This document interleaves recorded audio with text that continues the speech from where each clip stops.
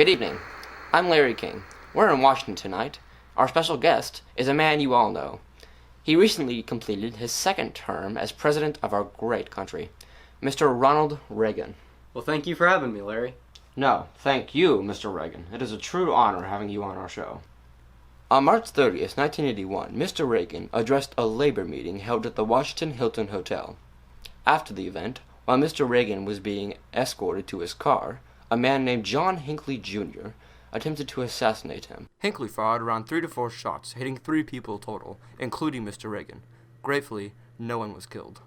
Now, before we discuss the assassination attempt itself, can you tell me a little bit about this man, John Hinckley, and what was his motivation to end your life? Well, I'd be happy to, Larry.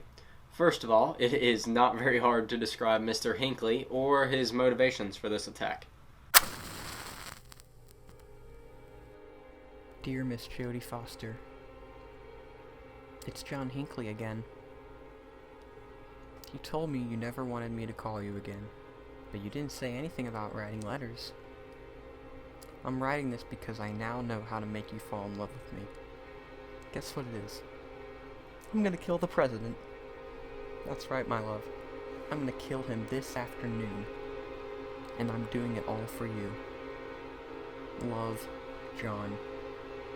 P.S. I can't wait to show you the shrine I built for you.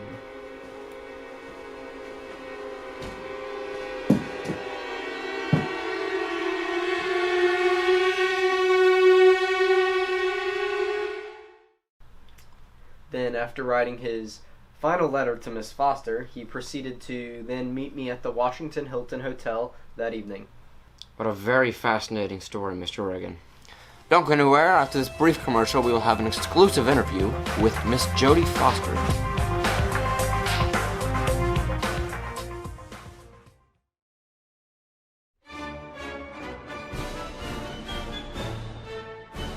So Ron, I heard you've been working on something new. Tell me about it. I have, actually. The Strategic Defense Initiative System is a space-based security system designed to protect our great country from a potential nuclear attack from the Soviet Union.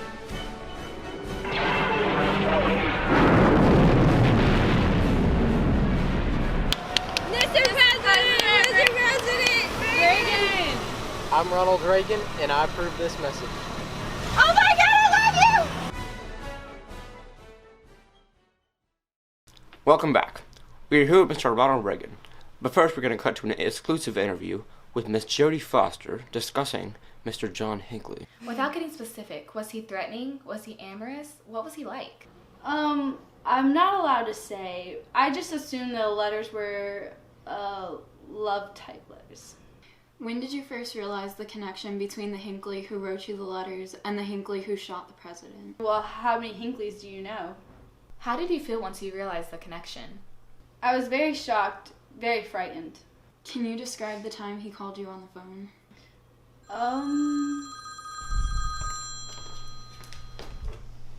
Hello? Is this Jodie? This is John. John who? Oh no, not you again. Look, I really can't talk to you, okay? You understand, you know why I can't talk to someone I don't know. You understand, it's not fair, it's dangerous, it's rude. Well, I'm not dangerous. Well, I understand that, but it's the same thing, okay? So you just don't ever want me to call again? No, but it's been really nice talking to you, though.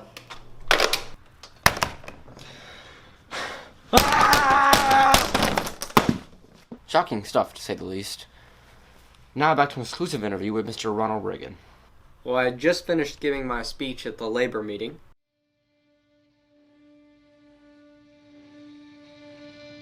We came out of the hotel and headed for the car, and I heard some noise and thought it was firecrackers. And the next thing I knew, one of the Secret Service agents behind me just seized me here by the waist and plunged me headfirst into the car. I landed on the seat, and the seat divider was down, and he dived on top of me, which is part of their procedure to make sure I'm covered. And then the driver drove off as fast as he could.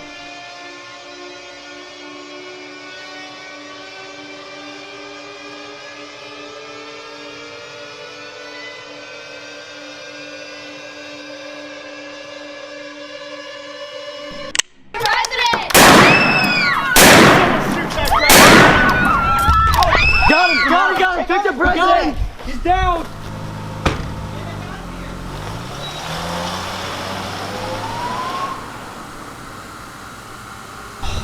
hard. Get off me. I think you cracked one of my ribs.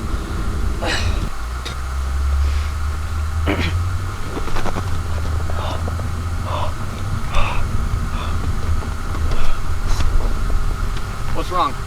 We needed to redirect to George Washington University Hospital. Was he hit? He needs help. Oh! He's hit. Get us there as fast as you can. I'm going.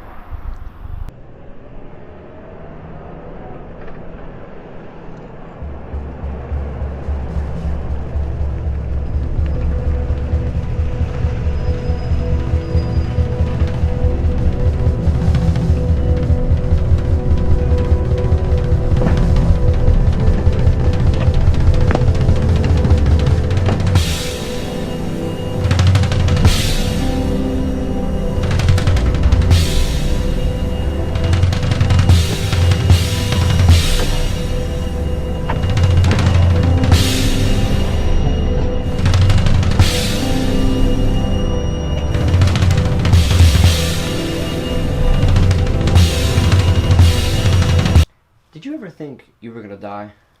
Well, no, but I certainly didn't leave that to chance. I talked to my friend upstairs about that. And do you forgive John Hinckley? I do forgive Mr. Hinckley. We later came to learn that Mr. Hinckley was not thinking on all cylinders. John Hinckley was found not guilty on terms of insanity. He has spent the last 10 years in a mental institution. Mr. Reagan, is there anything you would like to conclude with before we go off the air? Well, Larry, it's funny you ask. There actually is one little thing. Once we got to the hospital, I immediately proceeded to walk in, and at that moment, my knees began to feel like rubber. They got me on a gurney and took me into the room for my emergency surgery.